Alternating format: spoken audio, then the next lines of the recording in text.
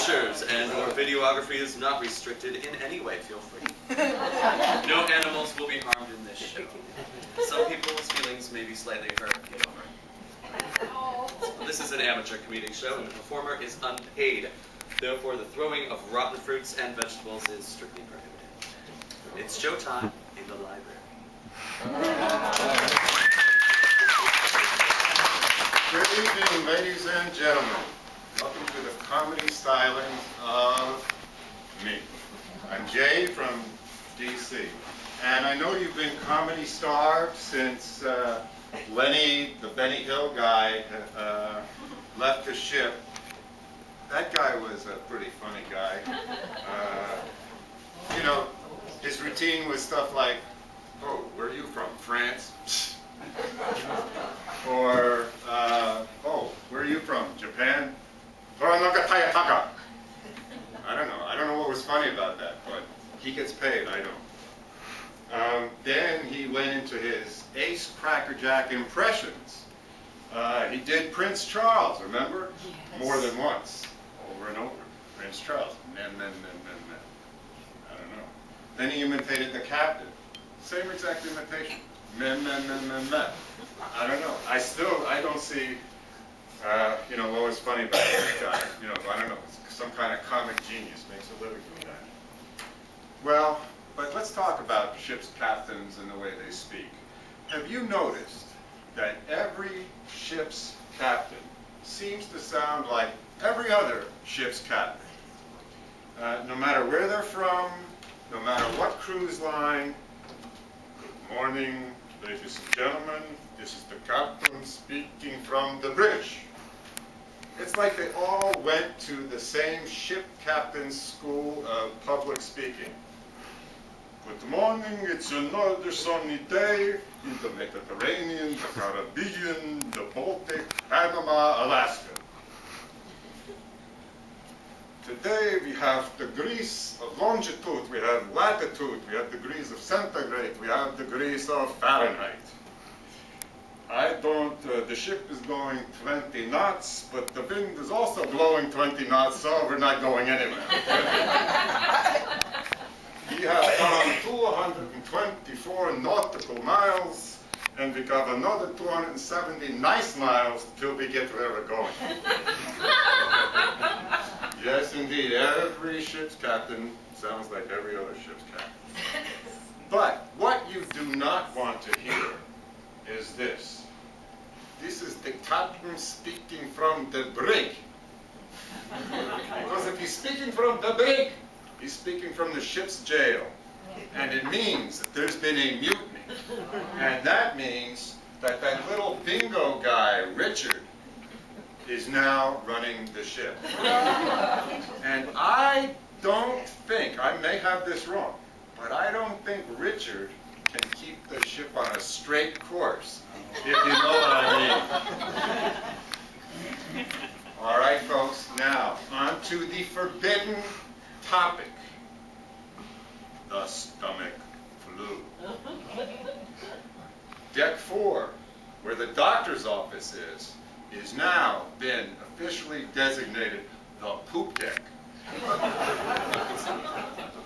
You can't say we weren't warned. Wash your hands. Use the germ buster machines in every elevator. Don't shake hands. First thing they told us when we got on the ship, don't shake hands. But when we got on the ship, I was worried because if we don't shake hands, how are we going to greet each other? I mean, it's a natural impulse to us at this stage of the game. So I started to think about the alternatives. Alternatives like, well, you're not going to shake hands. The Eskimos rub noses. But if the idea is sanitation and not spreading germs, I'm not sure mingling mucus is such a good idea. Now, maybe the hip-hop fist bump or the high five, those might work, but there's still physical contact, so maybe it's not the best. We could go with the old National Socialist Sicher, Achtung! But I don't think that would be politically correct, right? So probably not. Then there's your basic pre-adolescent shake. Step on the brake. Remember that from when you were like 10 years old? I think that would work. It's a nice greeting, but you know, you have the impulse to shake and then you pull back. Literally shake, step on the brake. I finally concluded that probably the healthiest option of all, and maybe the classiest, would be the bow and the curtsy. No physical contact, very high class. Early in the cruise, come on in guys. Early in the cruise, since we're on the topic of the stomach flu, I was, perhaps like some of you, a little bit, shall we say, intestinally sluggish. A little plugged up. So it occurred to me that maybe a mild touch of the stomach flu might actually be a good thing, you know, get things going a little bit. Last year we were on the Norwegian Jewel in the Baltic. It was a great cruise also, but they also had an outbreak of the stomach virus. Several hundred people got it on that ship, and it wasn't fun for any of them. The captain on that ship tried to console those who got the flu bug, and I think what he meant to say was something like this: my heart goes out to all the passengers suffering from the stomach flu. But of course, he was a graduate of the Ship Captain School of Public Speaking.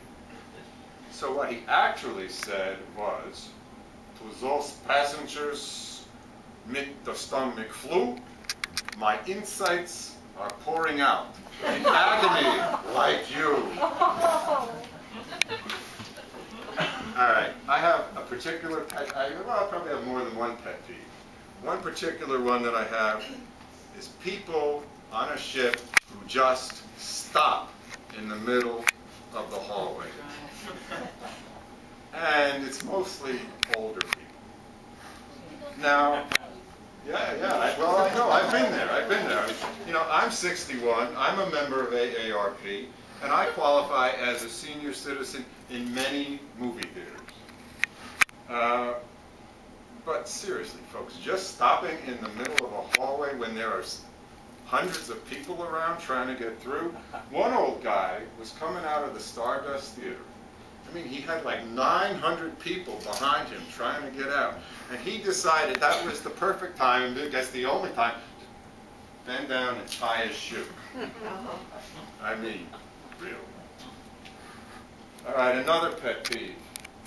I'm gonna complain about the cruise line, folks. The really lousy port information that they give out.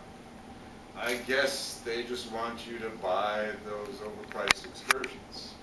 But here's one real example of lousy information. Rome.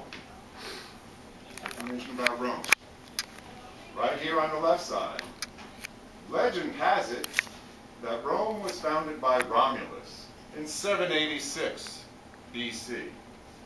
Over here, according to legend, Rome was founded in 753 BC by twin sons Romulus and Remus. Well, all right, NCL, which was it, 786 BC or 753? Romulus alone or Romulus and Remus? Can't rely on this stuff, folks. Not good information.